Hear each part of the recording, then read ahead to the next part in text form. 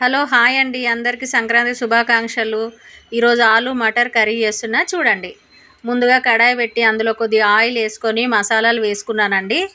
Ingredients కావాల్సినవి వచ్చేసి ఆలు టమాటా ప్యూరీ, ఉల్లిగడ్డ ప్యూరీ, కొత్తిమీర, ఇది జీడిపప్పు, కొబ్బరి పొడి వేసుకొని మసాలా చేసుకున్నానండి. ఇందులో మిల్ మేకర్ కూడా వేస్తున్నాను చూడండి, చాలా బాగుంటుంది. అవి కొద్దిగా వేడయ్యాక అందులో పచ్చిమిర్చి, కరివేపాకు, ఆనియన్ పేస్ట్ వేసి కొద్దిగా మగ్గనివ్వాలండి. అందులో వాటర్ అంతా వెళ్ళిపోయేదాకా కొద్దిగా మగ్గనివ్వాలి. అందులో టమాటా ప్యూరీ కూడా నేను మిక్సీకి పట్టుకున్నానండి. టమాటా ప్యూరీ వేసిన టమాటా ప్యూరీది వాటర్ మొత్తం ఇంకేదాకా చూసుకోవాలి.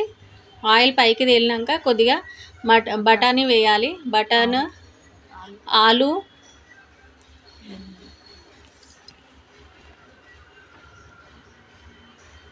మిల్ మేకర్ కూడా వేసుకోవాలండి. ఇవన్నీ వేసుకొని బాగా కలుపుకోవాలి. అందులోనే ఒక 3 స్పూన్స్ కారం పొడి, ఉప్పు, పసుపు, అల్లం వెల్లుల్లి పేస్ట్ వేసుకొని బాగా కలపాలండి. ఆయిల్ కొద్దిగా పైకి తేలేదాకా చూసుకోవాలి. అన్నీ వేసి కలిపి మూత పెట్టేసుకోవాలండి. ఒక 5 మినిట్స్ అయ్యాక మూత తీసి చూసాలి. ఆయిల్ పైకి వచ్చినాక కొన్ని నీళ్లు పోసి మళ్ళీ కొద్దిగా అయ్యేదాకా చూడాలండి, కూర దగ్గర పడేదాకా.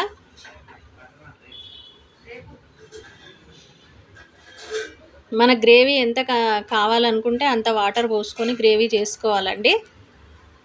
చూసారా ఎంత బాగా కలర్ఫుల్గా కనబడుతుందో, ఆయిల్ పైకి తేలుతుంది.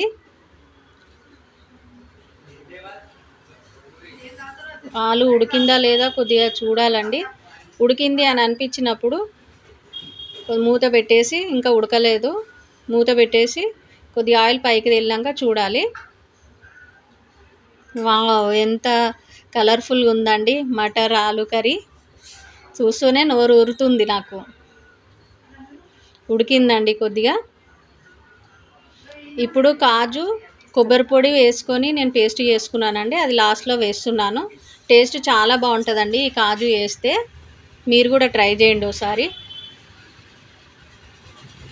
మొత్తం కొద్ది కలిపి చివర్లో వచ్చేసరికి కొద్దిగా ధనియాల పొడి, గరం మసాలా వేసి కలుపుకోవాలండి. ఆల్రెడీ ముందే మసాలా వేసినాం కాబట్టి మనం గరం మసాలా కొద్దిగా తక్కువనే వేసుకోవాలి, లేకపోతే ఎక్కువ స్పైసీ అవుతుంది.